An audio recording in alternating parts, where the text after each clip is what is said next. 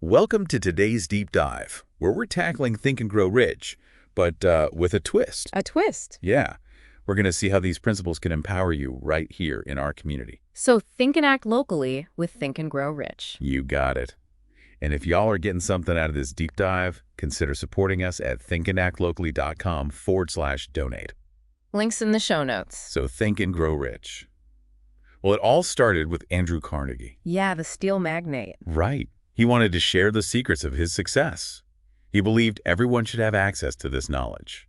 It's pretty amazing how this book came about. Carnegie was adamant that this knowledge should be shared, not kept hidden. And the author hints at a secret throughout the book. A secret. Yeah, it's supposed to be a blueprint for success that's helped tons of people. All sorts of folks, right? Politicians, business leaders. Even a tailor in Cincinnati.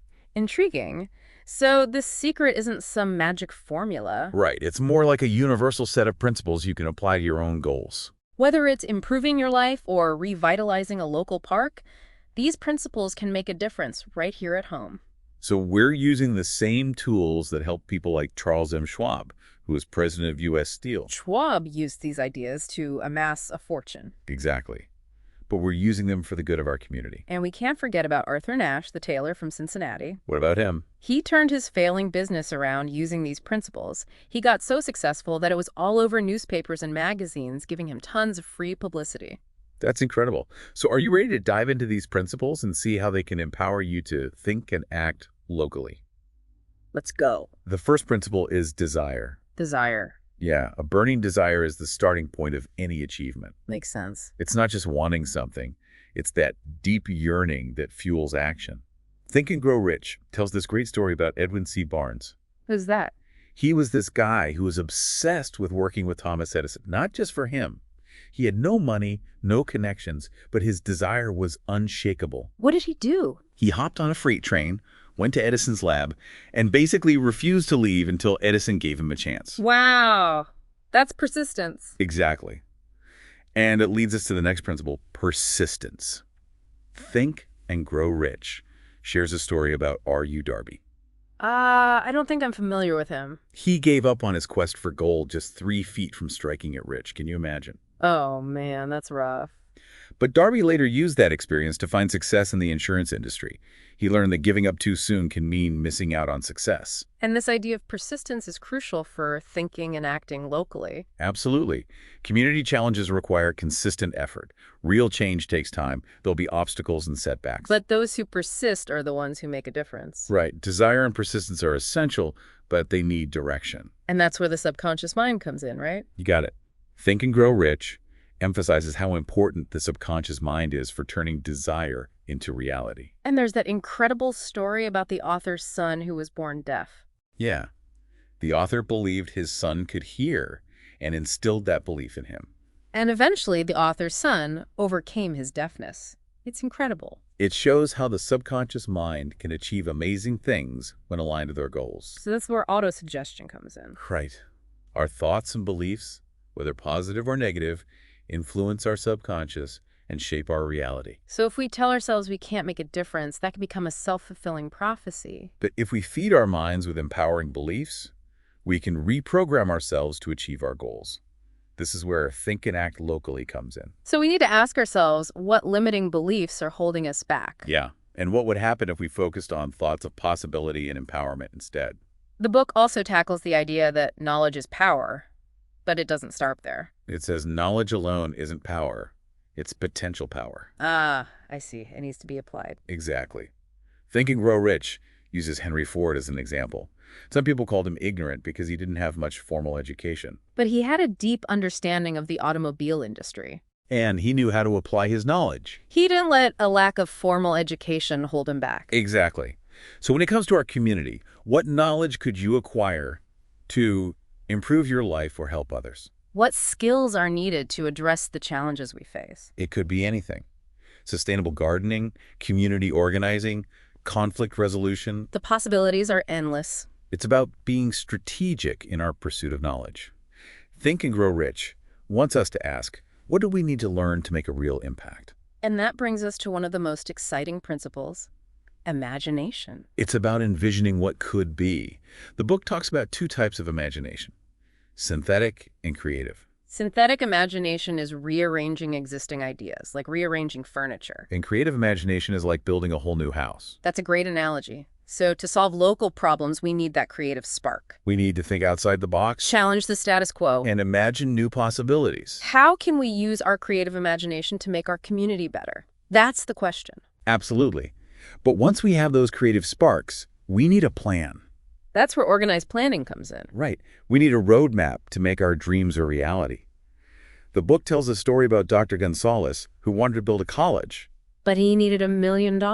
He had a clear vision and practiced a sermon about what he'd do with $1 million. And guess what? His belief in planning led him to someone who funded his project. Wow.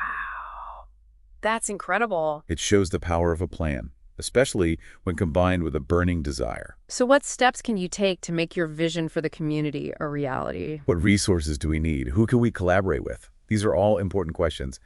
And speaking of collaboration, that's where the mastermind comes in. The mastermind. It's about harnessing the power of collaboration. Ah, like a team of superheroes. Exactly. Yeah. Henry Ford is a prime example. He collaborated with brilliant minds like Thomas Edison, Luther Burbank, and Harvey Firestone. Ford knew he couldn't achieve his goals alone. And this principle is essential for thinking and acting locally. We need to connect with like-minded people Build those mastermind partnerships. to amplify our impact. By working together, we can achieve much more than we could alone. But we have to address one big obstacle to achieving our goals: fear. Fear. It's a dream killer. The book identifies 6 basic fears: fear of poverty, criticism, ill health, loss of love, old age, and death. Wow, that's a lot of fear. It's important to acknowledge these fears. Yeah. They can be paralyzing. They keep us from taking risks. And pursuing our dreams. Think and Grow Rich argues that fear often comes from indecision. Indecision. Yeah. When we hesitate, we allow doubts to creep in and cloud our judgment. And that can fuel our fears. Exactly. Whether it's speaking up at a meeting or starting a community garden, fear can keep us stuck. So what's the antidote to this fear? The book says we need to make clear, definite decisions. When we decide on a course of action, we eliminate the back and forth that feeds fear. We choose a direction and commit to it. So in the context of thinking and acting locally, it means being decisive and taking action even when it's uncomfortable. It's about choosing courage over fear. There's this incredible story in the book about a man on death row who was unbelievably calm. Calm on death row. He was at peace because he'd accepted his fate. He had made a decision and found a sense of control in an uncontrollable situation. That's a powerful example of the power of decision. It gives us a sense of control even in difficult circumstances. And if we apply this to our community work, it means being willing to make tough decisions and move forward even when we face opposition or uncertainty. It's about remembering that leadership involves making tough choices and staying the course. Before we move on, remember, if you're finding value in this, you can support us at thinkandactlocally.com/donate. Every bit helps us continue creating this content. The link is in the show notes. We'll be right back to continue our deep dive into Think and Grow Rich through the lens of Think and Act Locally. Stay tuned for more. Welcome back to our deep dive into Think and Grow Rich. Before the break, we were talking about decision-making and overcoming fear, but how do we actually turn decisions into results? That's where personal initiative comes in. Personal initiative. Yeah, Think and Grow Rich says we can't just wait for opportunities. We have to create them ourselves. Exactly. We need to be proactive, resourceful, and take charge of our goals. It's about asking, what can I do right now to make things happen? And that's where organized planning is so important. Like Dr. Gonzalez, who wanted to build a college. Right. He had a plan and visualized his success and took action. The book also has this story about a woman who wanted to help her son get a job during the Great Depression. Jobs were hard to come by back then. But this woman, she didn't give up. She helped her son create a brief. What's a brief? It was more than just a resume. It showcased his value to employers. He researched companies, gave suggestions, and even offered to work for free during a trial period. That's going above and beyond. And it worked. He got the job because he stood out from the crowd. It shows that taking initiative and thinking outside the box can lead to great results. And this applies to thinking and acting locally, too. If you want to see change in your community, you got to take the initiative. Be the one to organize that neighborhood cleanup or propose that new program. Be the spark that ignites positive change. The book also talks about how work itself is changing. How so? It's becoming less about jobs and more about partnerships. Ah, I see. It's about mutual benefit. Yeah, employees need to be proactive problem solvers. And employers need to treat their employees with respect and fairness. It's about creating a win-win situation where everyone feels valued. Think and Grow Rich highlights this shift as a key to success. It's not just about individual ambition anymore. It's about collaboration and creating value for others. And that leads us to service. Going beyond self-interest and focusing on helping others. Whether it's your customers, colleagues, or your community. The book says we need to serve with enthusiasm and a genuine desire to help. People can tell when you're just going through the motions. Authenticity shines through. When you truly care about helping others, they're more likely to help you back. It creates a positive cycle of growth and collaboration. And while Think and Grow Rich focuses on financial wealth, it says true wealth is more than just money. It's about having a rich mental, spiritual, and emotional life. It's about positive emotions, meaningful relationships, and pursuing your passions. Those are essential for a fulfilling life. And when we think about thinking and acting locally, it's not just about economic prosperity. It's about shared purpose, connection, and concern for everyone's well-being. It's about belonging, contribution, and creating a community where everyone feels valued. We've covered a lot. Desire, persistence, the subconscious mind, knowledge, imagination, planning, the mastermind, fear, initiative, service.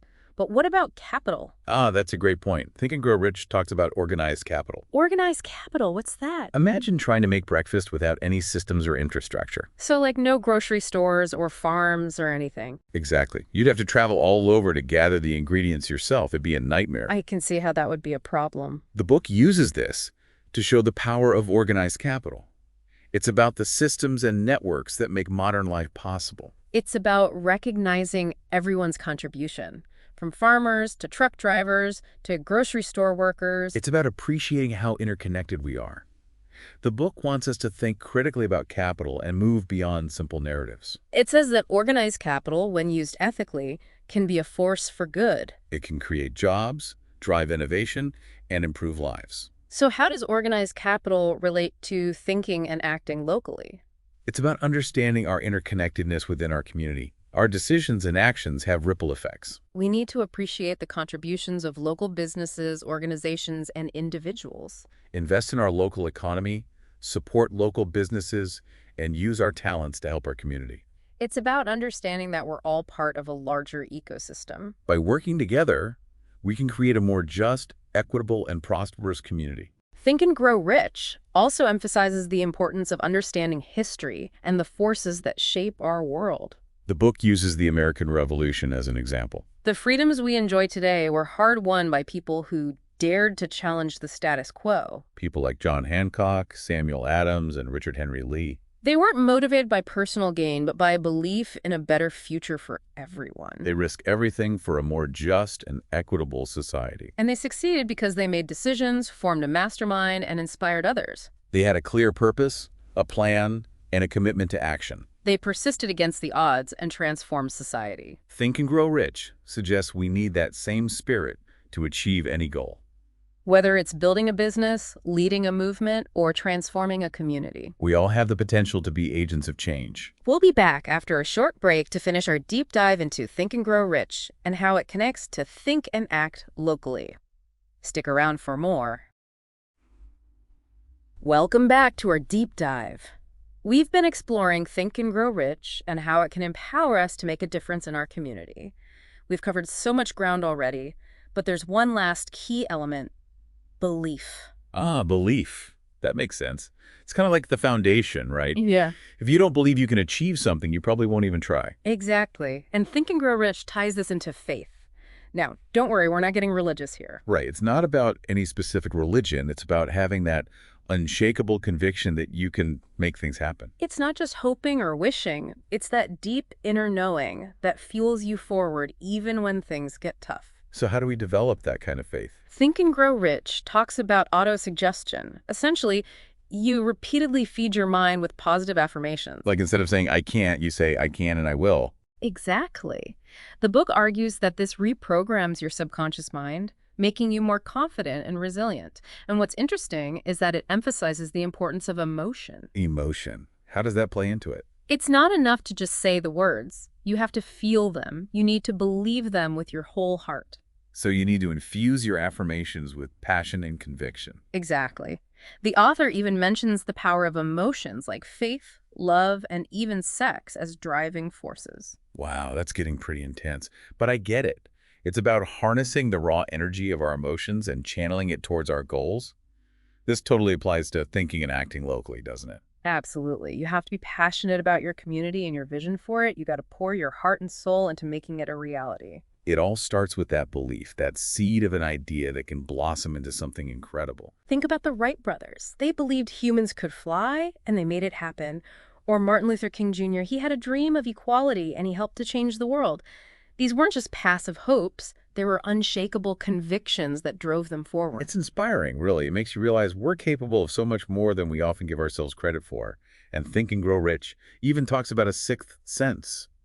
What do they mean by that? They call it the faculty of creative imagination. It's about tapping into intuition and insight. So the more we use our imagination, the stronger it becomes. Precisely. Creative imagination is the source of so much greatness, inventions, innovations, artistic creations.